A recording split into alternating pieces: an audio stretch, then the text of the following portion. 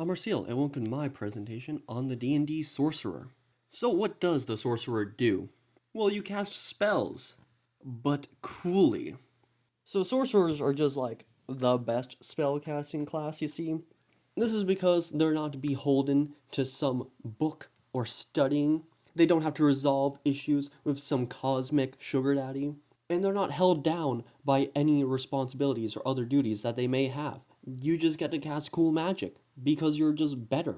In the presented sorcerer lore, you're just kind of born with your ability to do magic. You were built different, as they say. So, what are your sorcerer boons? First and foremost, you get full spellcasting. Any spellcasting is good spellcasting, and you gain access to the higher level spells quicker. Now, as a sorcerer, you're just able to control and bend magic easier than your other spellcasting contemporaries, and this lends itself in meta magic. What's meta magic? Well, first we need to talk about sorcery points. You have a number of sorcery points equal to your sorcerer level, and you can convert sorcery points into spell slots and vice versa. What can sorcery points do? Meta magic. There are a few meta magic options that you can take, and by using sorcery points, you can just affect the way your spells behave based on the option you're using. It's not the widest list of options, but they are pretty impactful if you can use them correctly. And overall, they're just really cool for the flavor of the sorcerer. I think they're one of the most fun class abilities across the entire lineup of D&D classes. Also, you have con save proficiencies. Like, yeah, a few other classes get con save proficiencies too, and they're always really good because con saves are very common. But as a sorcerer, you benefit off of this in the fact that you can just hold concentration on spells better. So, what are your sorcerer banes? So, you're what's known as a charisma caster. And I brought this up in the Bard video. I don't like the way charisma casters prepare spells because it's very hindering on their versatility. Because you choose your spells at the start, right? And then the only way for you to change them is on a level up. And then you can only change one of them. Getting into your subclasses, first and foremost, we have the Draconic Sorcerer, a classic goodie.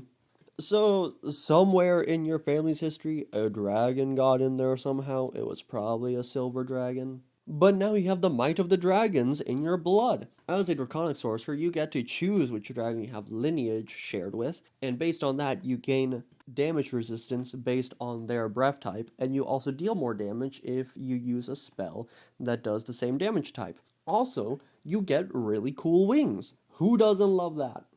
Then you have the wild magic sorcerers. You're associated with the Fae, because every class somehow gets associated with the Fae. Now, a side note, it was kind of hard to find good wild magic sorcerer art because most of them are really bland. Anyways, this art is by Art of Sandara, I believe. I'll link them in the description. Their art is very cool. You should go check it out. Now, as a wild magic sorcerer, you're all about bending luck. And also, your wild magic surge after you cast a spell. You roll a d20, and if it's 20, you roll on the surge table. There's a bunch of really fun and cool effects on here. Let's just hope it goes out in your favor.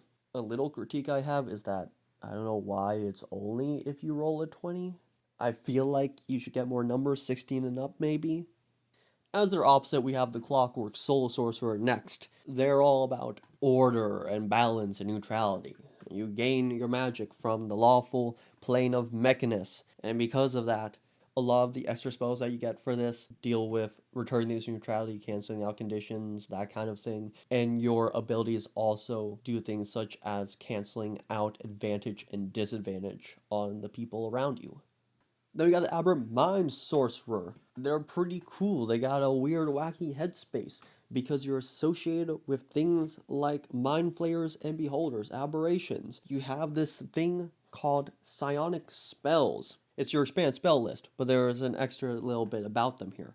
In the older edition too, you could also switch out your psionic spells for other divination and enchantment spells, and you can't do that, and that's not very cool. But anyways, psionic sorcery. You can cast your psionic spells with sorcery points equal to their level, and by doing so, no components, unless the material components get consumed or have a cost, in which case you still need material components, but otherwise, no components, and that's really cool.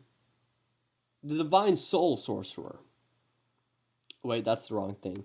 The Divine Soul Sorcerer. You're basically a cleric. A lot of your abilities have to deal with healing people better. You can just heal people for more. And I also think you get some boost to your radiant and fire damage. You're the light cleric.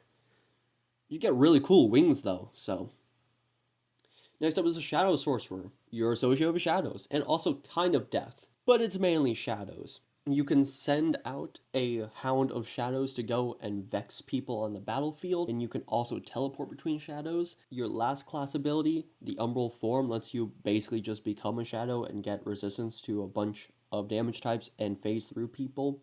It's somewhat like the Tenebrous Form from Vampire the Masquerade, and that's pretty cool. And finally, we have the Storm Sorcerer.